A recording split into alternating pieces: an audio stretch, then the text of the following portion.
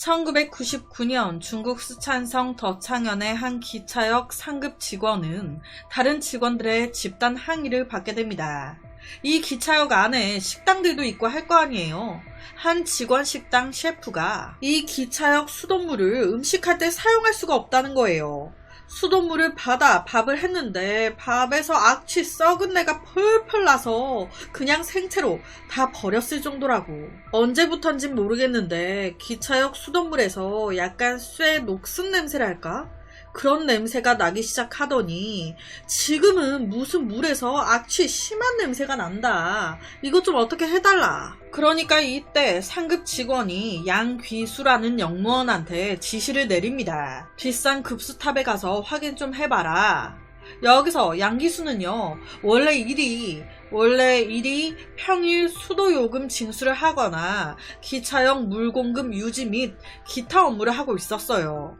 그러니까 이 급수탑을 확인하기 위해 뒷산에 가는 것도 그렇게 이상한 일은 아니었던 거예요. 1999년도 이때 중국 해당 기차역은요, 물 공급을 산에 있는 급수탑에서 받았다고 합니다. 여튼 이 지시에 양기수가 바로 뒷산으로 향했는데 여기서 좀 의학스러운 게요, 원래 이 급수탑이 물탑이 약간 파손된 상태였다는 거예요. 이걸 다 알고 있었어요. 이 파손된 부서진 곳으로 종종 쥐라든지 작은 동물들이 자주 빠져 죽어있곤 한다는 것도 알고 있었습니다. 아니, 그럼 이거 심각한 거잖아요. 우리가 먹고 쓰는 급수탑에 쥐가 빠지고 하면 빨리 고쳐야지. 참, 여튼 이 기차역 입장에서는 이거 고치면 돈 들어가니까 수리를 안 하고 대신 이 양기수가 일정 시간마다 급수탑으로 가서 상태 확인하고 물 청소를 했던 거예요. 이날 또한 양기수는 평소와 다름없었습니다. 이건 뭐 또 물 안에 쥐 같은 게 빠져 죽어있나 보네. 이 생각에 급수탑에 도착하자마자 내부 청소하려고 내부 물을 다 빼기 위해 급수탑 녹슨 덮개를 딱 여는데 열자마자 악취가 아주 그냥 으악! 양기수는 이때 이거 쥐가 아닌 더 큰 야생동물이 빠져 죽어있나 보네 라고 생각했습니다. 냄새가 얼마나 심했으면요, 바로 물을 빼고 청소할 생각 하지도 못했대요. 냄새가 좀 빠지고 없어진 후에 뭔가 하더라도 해야지 이대로는 못한다. 시간이 어느 정도 흐른 후에 양기수는 사다리를 타고 급수탑 안으로 내려갔습니다. 안은요, 굉장히 어두웠어요. 그래서 안에서 손전등을 켜고 둘러보기 시작하는데 곧 그는 급수탑 모퉁이에 다다랐습니다. 저게 뭐야? 급수탑 모퉁이 물속에 하얀색의 큰 자루 2개가 사이즈를 보니 뭔가 큰 염소, 멧돼지 같은 게 들어있을 것 같은? 여기서 난 냄새네. 양기수는 가까이 다가가 손전등을 비췄습니다. 이리저리 살펴보는데 이때 이 자루 1개가 제대로 다 안 잠겨 있었던 거예요. 그 안 잠겨 있는 틈으로 사람 머리카락 같은 게 막 삐죽삐죽 나와 있어. 그리고 가방 주위에, 이 자루 주위에 노란색 물 같은 게 막 흘러 있고 묻어 있고 뭔가 느낌이 있잖아요.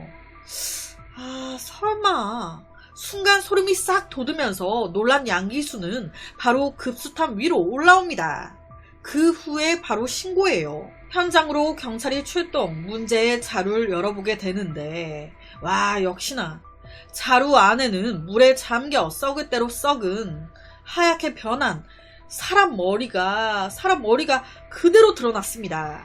이걸 보는 순간요, 현장에 있던 모든 사람들이 경악을 했대요.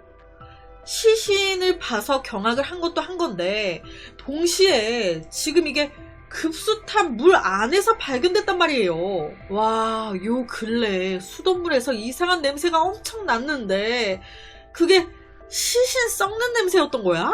아니, 나 그 물 마셨는데? 나 그 물로 손도 씻고 양치도 했는데 이건 100% 살인사건이죠. 그렇다면 죽은 사람은 누구며 누가 그를 이 급수탑에 유기해 놓은 걸까?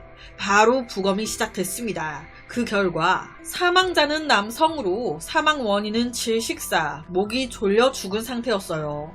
하지만 고인이 오랫동안 물속에 잠겨 있었기 때문에 부패가 심했습니다. 그래서 겉모습만으로는 누군지 확인이 불가했어요. 그저 단서가 될 만한 건 시신에 유일하게 입혀져 있었던 팬티. 그렇다 보니 사건 수사에 좀 어려움이 있었습니다. 부검인은요, 고인의 치아에 집중했습니다. 치아를 조사한 결과 고인의 대략적인 나이는 한 27살 정도 되는 청년으로 나와요. 이 급수탑 안에 혈흔이나 여러 가지 단서가 될 만한 건 전혀 나오지 않았습니다. 이 말은 이 급수탑이 첫 번째 범행 장소가 아니라는 거죠. 어딘가에서 죽이고 여기에 시신을 유기했다. 제일 먼저 시급한 건 고인의 신원을 밝히는 것.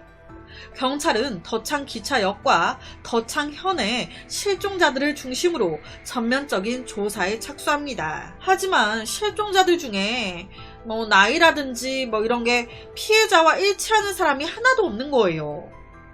그럼 실종 신고가 안 돼 있거나 이 지역 사람이 아닐 수도 있다는 건데 이거 어떻게 수사를 진행해야 하나? 우선 경찰이 생각한 건요, 이 해당 급수탑이 기차역 뒷산에 위치해 있었어요. 그곳을 아는 사람은 극히 드물었습니다. 그런데 여기에 시신을 유기했다. 이 말은 이 범인, 이 지역에 대해서 이곳에 대해 잘 아는 사람이라는 걸 보여줍니다.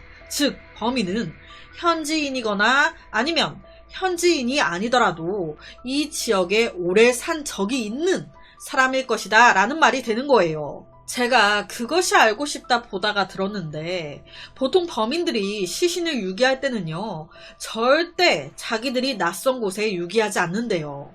무조건 자기들이 잘 아는 고향이라든지 사는 곳 근처 잘 아는 곳에 유기한다고 합니다. 그래서 이게 끝이에요. 수사에 더 이상 진전이 없어. 어떻게 해야 하나 깝깝해 하고 있을 때 누군가 경찰서를 찾아옵니다.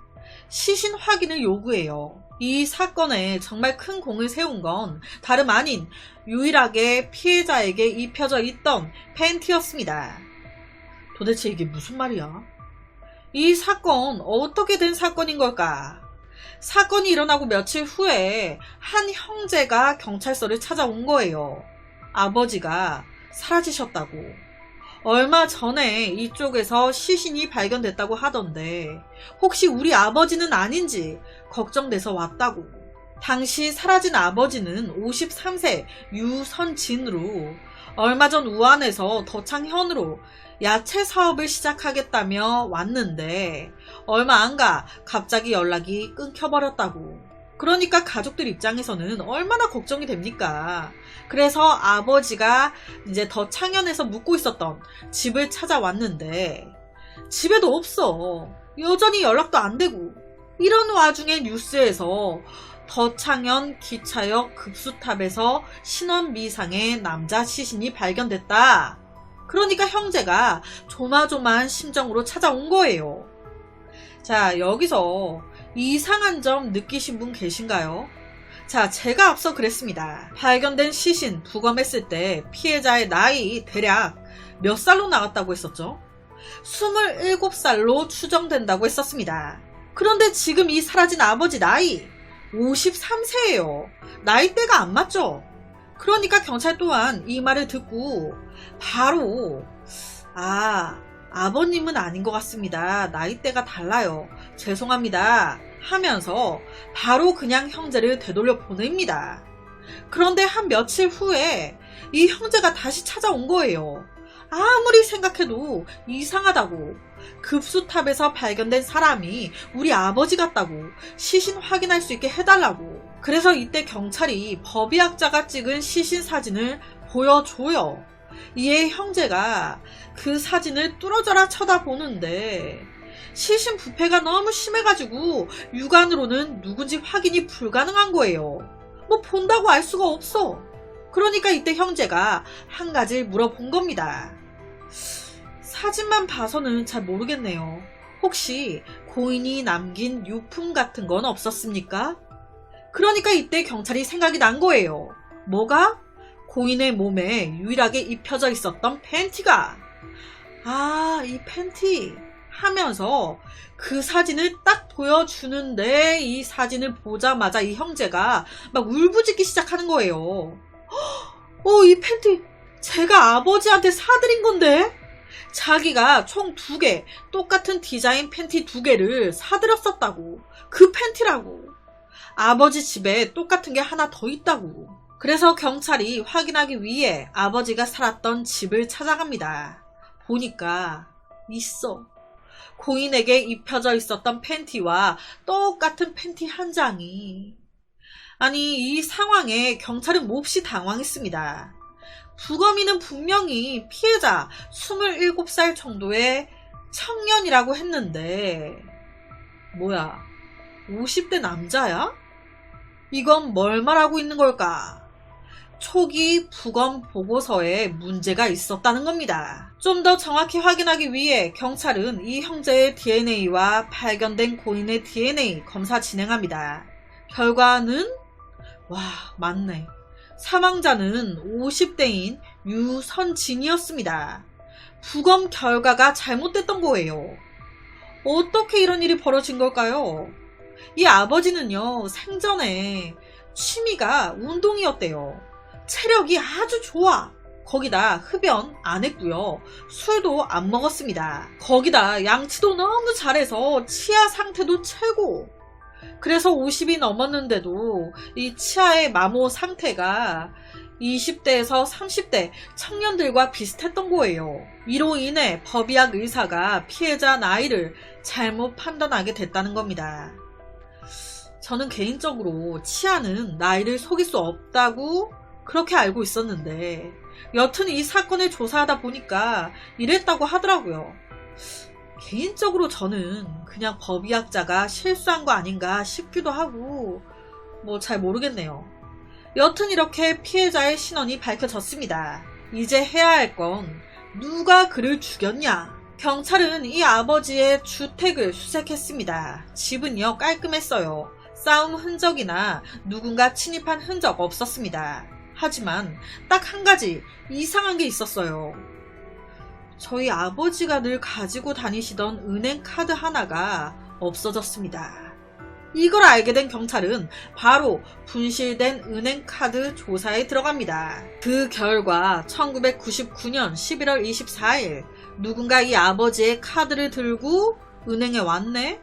확인 결과 이 남자는요, 돈을 빼려고 시도하는데 비밀번호 잘못 눌렀어.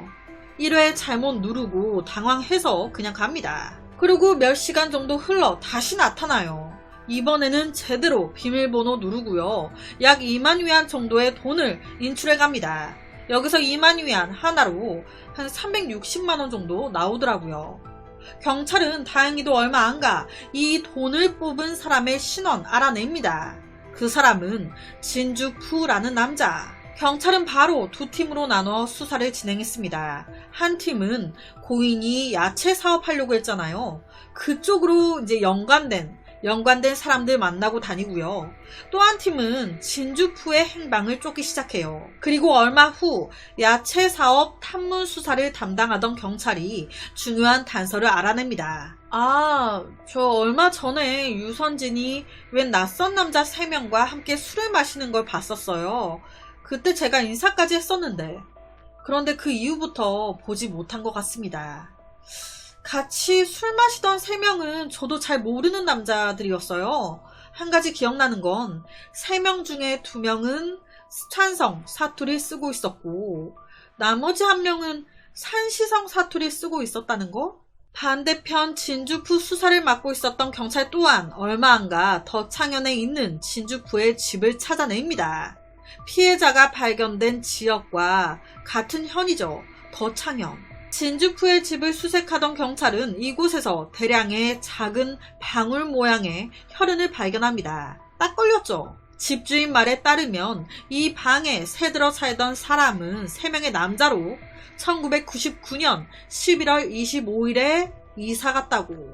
아니 11월 24일 날 은행에서 진주푸가 고인의 돈을 뺐거든요. 그리고 바로 다음날 이사 갔어. 얼마나 급했는지 집 안에 물품들을 거의 그대로 두고 도망가듯이 가버렸다고. 경찰은 집주인에게 임대 계약서를 보여달라고 요청, 바로 계약자 정보를 알아내게 되는데 이 방에 새들어 살던 3명의 남자는 류가휘, 장민, 그리고 진주푸. 그런데 장민, 산시성 사람이네. 나머지 류가휘와 진주푸는 스촨성 사람이네. 앞서 야채 사업 관련 사람이 고인과 술 함께 마시던 3 남자, 2명은 스촨성 그리고 1명은 산시성 말을 쓰고 있었다고 했잖아요. 딱딱 맞아 떨어지죠? 아, 너네구나. 바로 경찰 3명의 친척들, 가족들, 친구들 다 연락해요. 하지만 이들 모두 요 근래 본 적이 없다고. 아니 이 새끼들 어디로 톡인 거야? 난감해하고 있던 이때 2000년 3월 31일 류가휘의 친척과 친구가 경찰에 신고를 합니다. 장민과 류가휘가 나타났다고. 바로 현장으로 출동, 이 2명 체포합니다. 그런데 이 류가휘는 입을 꾹 다물고요. 장민은 억울하다고만 얘기해요. 경찰이 말이야, 무고한 사람을 이렇게 체포해도 되는 거야? 하지만 경찰은 확신했거든요. 그래서 이들이 더 입을 다물수록, 더 소리를 칠수록 수사의 강도를 높입니다. 뭐 얼마나 버티겠어요. 3일 밤낮으로 신문한 끝에 이 둘은 죄송합니다. 저희가 죽였어요. 범행 인정합니다. 이 장민의 자백에 따르면 1999년 11월 24일 3사람이 유선진한테 야채 사업을 소개한다는 핑계로 자기들 새방으로 데려가요. 유선진이 방에 들어서자마자 이 3 남자가 힘을 합쳐 그를 때려 제압하고 손발을 묶어버립니다. 그리곤 야, 돈 내놔. 돈 달라고. 당연히 처음에 유선진 미쳤냐 이거 안 풀어 막 신고할 거야 막 거부했습니다. 그랬더니 이 3명이 미친듯이 때리기 시작한 거예요. 어떡해요. 아 알겠어 라고 하면서 유선진이 80위안을 건넨 거예요. 하나로 약 10,000원 정도. 이 80위안을 보는 순간 이 3사람은 모욕감, 수치심을 느꼈습니다. 아 이게 지금 우리가 안 무서운 거지? 우리 무시하는 거지? 네가 덜 맞은 거지? 막 더 심하게 때리기 시작한 거예요. 그러다가 발견한 겁니다. 야 이놈 주머니에 은행카드 있는데? 이 3 남자의 압박 속에 유선진은 카드 비밀번호를 불 수밖에 없었어요. 그 후에 진주푸가 은행에 갔던 거예요. 그런데 비밀번호가 틀렸대. 아이씨. 다시 새방으로 돌아와서 야 비밀번호 아니라잖아. 이때 이 셋은요 유선진의 목숨을 걸고 협박합니다. 진짜 죽여버릴 거라고. 그러니까 이때 진짜 비밀번호를 유선진이 분 거예요. 그렇게 다시 은행으로 와서 20,000위안을 빼갔던 겁니다. 그리고 이놈 그냥 풀어주면 우리 얼굴 다 봤는데 바로 경찰에 신고할 거 아니야. 이놈 죽여야 돼. 그래서 죽이고 그 시신을 기차역 급수탑에 던져 유기했던 겁니다. 그렇게 유선진이 죽은 거예요. 이 장민의 자백을 들은 경찰은요 한 가지 또 궁금한 점이 생겼습니다. 제가 앞서 그랬잖아요. 이 3 남자가 살던 집 수색했을 때 방울 모양의 혈흔이 대량 발견됐다고. 처음에 경찰은요 이게 사망한 유선진의 피구나 라고 생각했어요. 그런데 이 피를 수거해 검사한 결과 유선진의 피가 아니었습니다. 그럼 이 피는 누구 거냐 라는 거예요. 다시 장민과 류가휘를 막 쪼기 시작합니다. 그랬더니 하는 소리가 사실은 유선진을 죽이기 전에 1명 더 죽였었어요. 알고 보니까 셋이서 젊은 여자 하나 납치하자. 그래서 길 가는 여자를 납치. 자기들 새방으로 끌고 들어온 거예요. 그리고는 몹쓸 짓 하고 똑같습니다. 은행 카드 내놔, 현금 내놔. 원하는 걸 얻은 뒤에 가차없이 바로 죽이고 그 여자의 시신을 땅에 묻었다고. 그런데 여기서 문제는요. 이 말에 경찰이 그 묻은 데가 어디냐 갔어요. 그런데 이놈이 산에 묻었는데 그 정확한 위치를 기억을 못하는 거예요. 여기였나? 저기였나? 다 똑같이 생겨서 모르겠어요. 끝내 이 여성의 시신 발견되지 않았습니다. 그러니까 그 피해 여성이 누군지 모르는 거예요. 그녀의 가족들은 실종된 그녀를 여전히 찾고 있겠죠. 그런데 여기서 더 놀라운 게요. 경찰 조사를 하다 보니까 어라, 이 장민 원래 이름이 장민이 아니네. 원래 이름은 가오자신, 이미 A급 지명 수배자인 남자였습니다. 1997년 1월부터 내내 오만 범죄를 자기 깽단 만들어가지고 자동차 훔치고 재물 강탈하고 사람 죽인 게 한두 번이 아닌 거예요. 1997년 7월 가오 자신이 만든 갱단이 사람을 죽였어요. 그리고 다 도주. 한 달 뒤인 8월 또 사람을 죽입니다. 이때 가오 자신 빼고 다 잡혀요. 그러니까 이 이름으로 계속 못 살잖아요. 이름을 바꾼 게 장민이었던 거예요. 그런데 이 상태에서도 또 살인을 저지른 거죠. 와, 이놈이요. 이것까지 다 들통나고 나서 경찰한테 그랬대요. 저 경찰 양반, 나 마지막 소원인데 여자친구 좀 만나게 해줘요. 라고. 장민, 아니 이 가오 자신 지금 4명을 죽인 거거든요. 1997년 7월, 8월 한 명씩 죽였죠. 1999년 여자 납치해서 죽였죠. 그리고 1999년 11월 24일 유선진 죽였죠. 그런데도 이놈은요, 마지막까지 회개하지 않았습니다. 재판장에서 한 놈을 죽이나 5놈을 죽이나 100놈을 죽이나 다 같은 살인 아닙니까? 더 죽이지 못한 게 한스럽네요. 당연히 이런 놈에겐 사형이 답이죠. 사형 땅땅땅. 공범인 유가위도 사형 땅땅땅. 마지막 진주프 역시도 이제 3년 뒤에 잡혔는데 당연히 사형 땅땅땅. 이렇게 그들 손에 죽은 무고한 영혼들도 그나마 위로를 받았다고 하는데 악마는 지옥에 머물러야죠. 그래서 오늘은 너무 안타까운 팬티 한 장이 기적의 단서가 됐던 한 살인사건을 가지고 왔습니다.